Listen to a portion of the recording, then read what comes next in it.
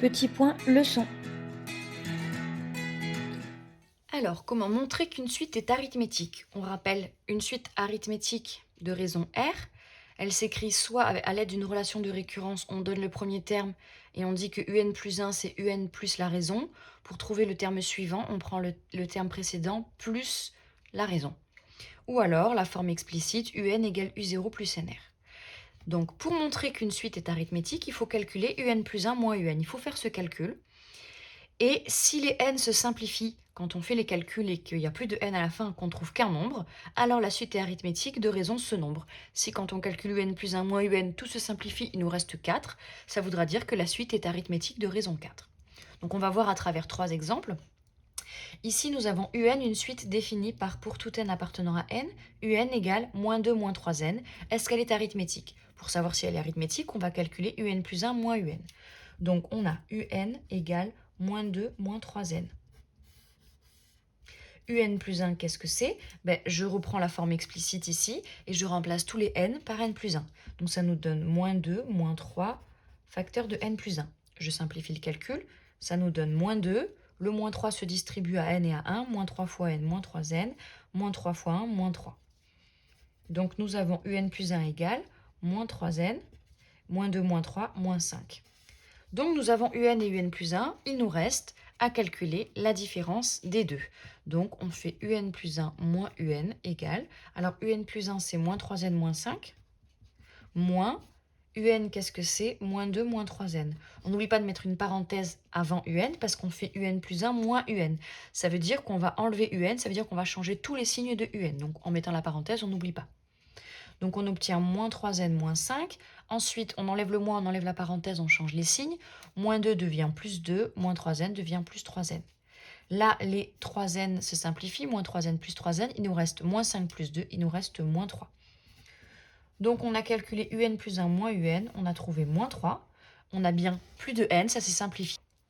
Et on a trouvé un nombre, ce nombre est la raison. Donc un est arithmétique de raison r égale ce qu'on a trouvé, donc moins 3. Et ensuite, en général, on nous demande de calculer le premier terme. Donc ici, c'est u0, le premier terme, puisqu'on nous dit qu'elle est définie pour tout n, donc ça commence à 0. Pour calculer u0, on utilise cette formule en remplaçant tous les n par 0. Donc u0 égale moins 2 moins 3 fois 0. Donc u0 égale moins 2.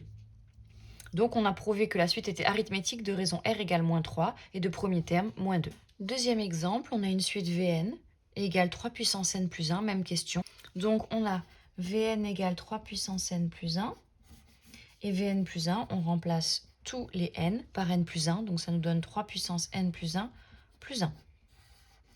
Maintenant on fait la soustraction des deux, donc Vn plus 1 moins Vn, ce qui nous donne Vn plus 1, 3 puissance n plus 1 plus 1, moins Vn, Vn c'est 3 puissance n plus 1.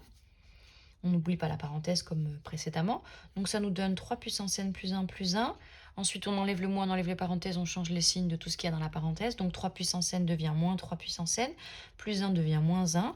Les plus 1, moins 1 s'en vont. Il nous reste 3 puissance n plus 1 moins 3 puissance n.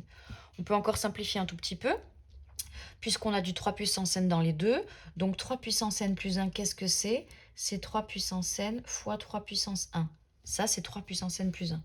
Parce que quand on a 3 puissance 8, par exemple, et qu'on multiplie par 3 puissance 1, vu qu'il y a le même nombre en bas, on additionne les puissances, ça fait 3 puissance 9. De la même façon, 3 puissance 11 fois 3 puissance 1, ça fait 3 puissance 12. Et quand on a 3 puissance n fois 3 puissance 1, on garde le 3, on ajoute les exposants, donc ça fait n plus 1.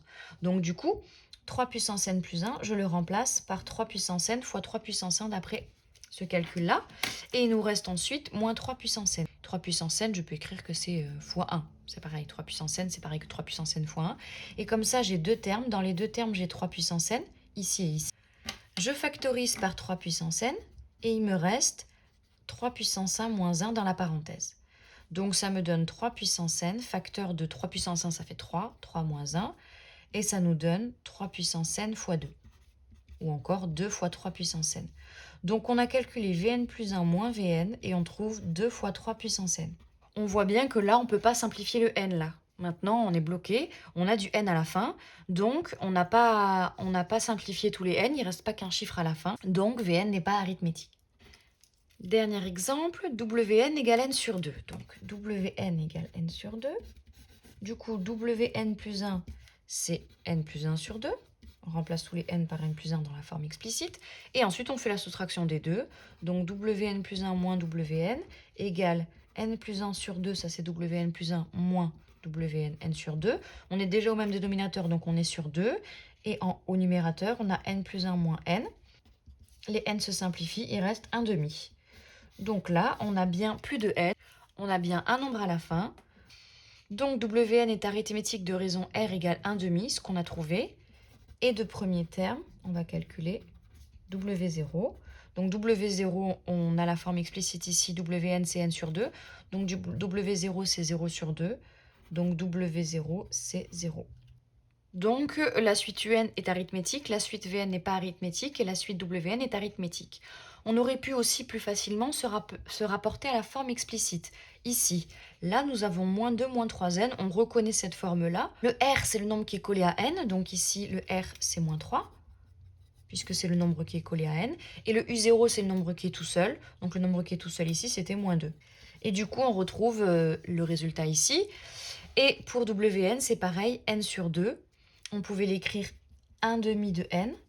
Donc le R, la raison, c'est le nombre qui est collé à n, donc c'est 1 demi, ce qu'on a trouvé là. Et ensuite, le U0, c'est le nombre qui est tout seul. Et là, il n'y a rien, donc on aurait pu marquer 1 demi de n plus 0. Donc on trouve que W0, c'est 0. Donc en se rapportant à la forme explicite, on n'aurait pas eu besoin de faire ces calculs-là. On aurait trouvé facilement R et U0. Par contre, des fois, la forme de la suite, elle n'est pas écrite sous cette forme-là. Il y a des fractions, il y a des produits. Donc on est obligé de faire cette formule-là. Voilà comment montrer qu'une suite est arithmétique.